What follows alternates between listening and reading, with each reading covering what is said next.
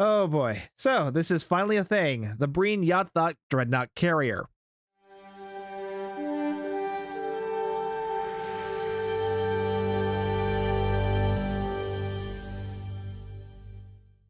So if you're unfamiliar with the ship, this is a Breen Dreadnought that appeared in Season 5 of Star Trek Discovery. It's a massive ship in the show. So I'm actually a little surprised that they actually brought this into the game, but they've been doing that with some of the other ships from the Star Trek Discovery. They just kind of scale them down a bit to make sure they're actually playable in the game. But yeah, this is a thing in STO, and it's kind of ridiculous. Now, sadly, as with a lot of the ships from the newer shows, this is going to be a premium ship. Specifically, this is going to be an Infinity promo ship. So you're going to have to open up some promo boxes. So either Infinity promo R&D boxes or Infinity promo duty officer boxes, both of which you can get in the C store, which are on sale right now on PC. So which is common for them to do a sale with those and to coincide with the release of a new promo ship. So if you've been wanting to stock up on any of those, now is a good time to grab them. Anyway, let's dive into the stats of this thing, because they are actually kind of nuts. So this is a Dreadnought carrier, meaning it's going to have tactical heavy seating and 2 hangar bays, which is kind of neat. The hull modifier is 1.7, which is very high. That is going to be a very hull tanky ship. And a shield modifier of 0.9, which is fine. Shields don't really play that much of don't really have much of a play in terms of your ship's survivability because they're so easy to break down.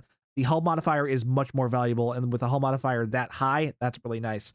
It's got a 5.2 weapons layout, so it's going to be pretty forward-facing. That's pretty nice. 3 device slots, pretty standard for a Dreadnought carrier. The bridge officer seating is Commander Tactical / Intel, Lieutenant Commander Universal / Command, Lieutenant Commander Science, Lieutenant Engineering, and Ensign level Tactical. That is some nice seating right there.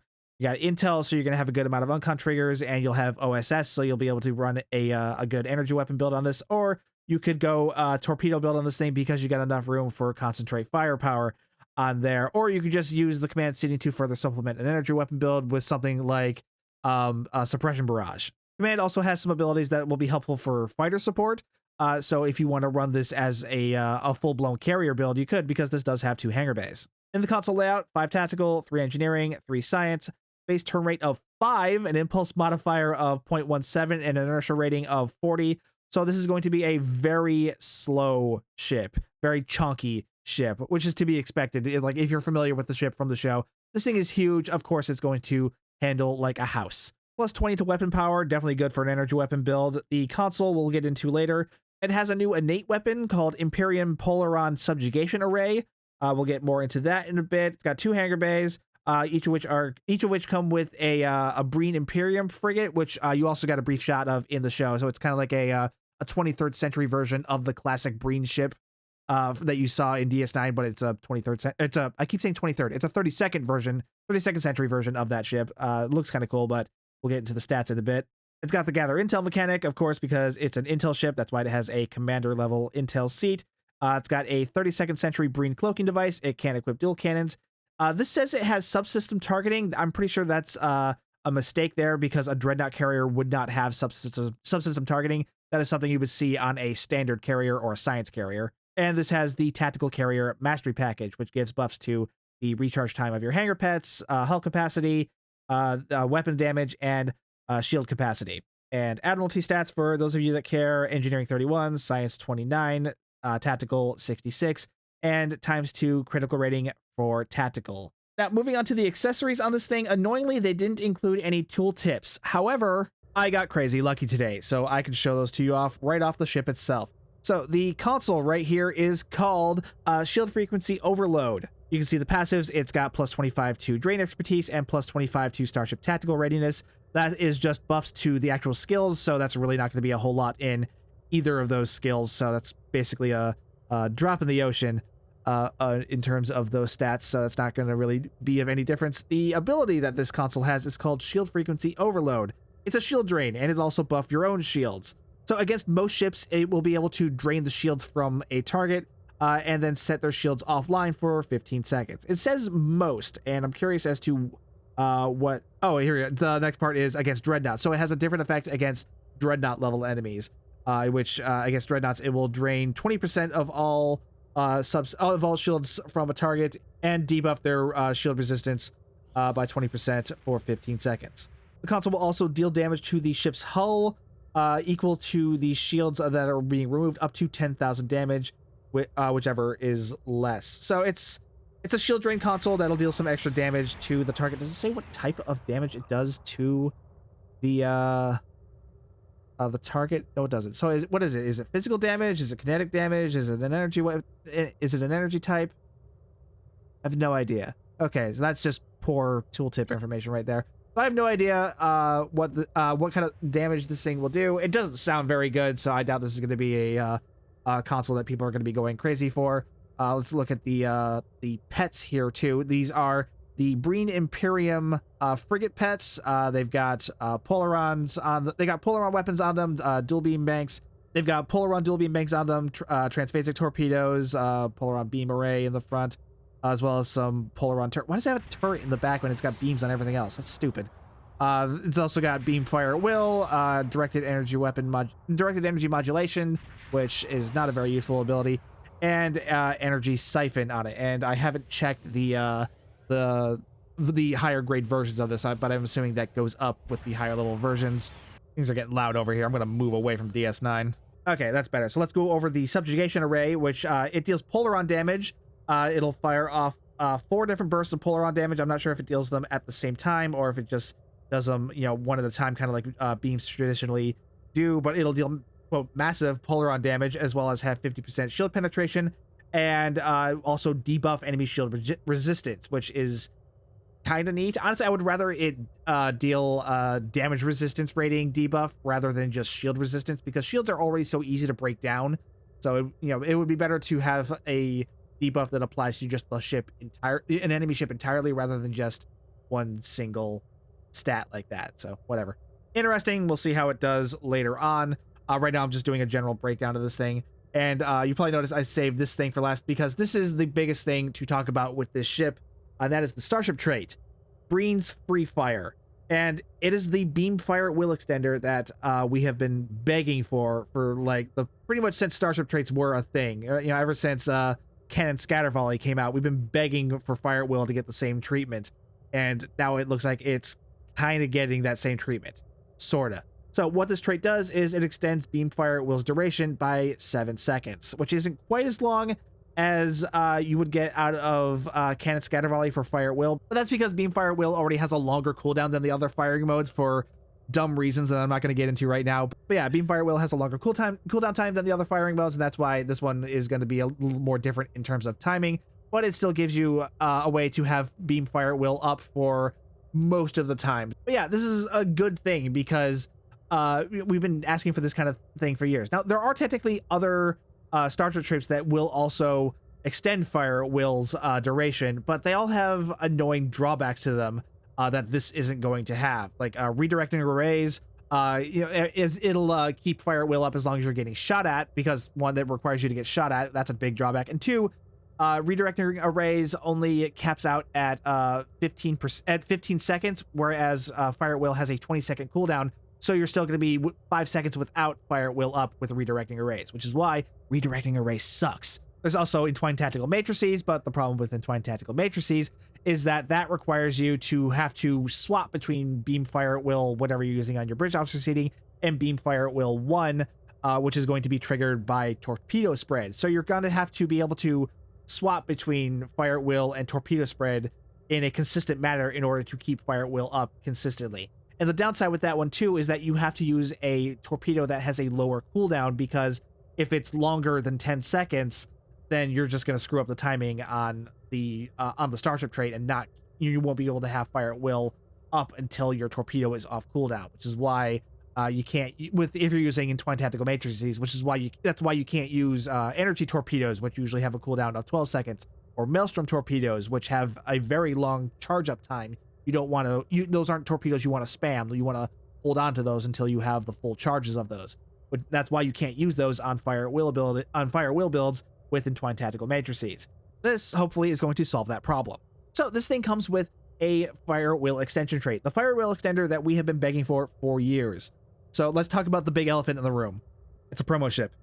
They put a fire at will extender on a freaking promo ship. Promo ships are very expensive.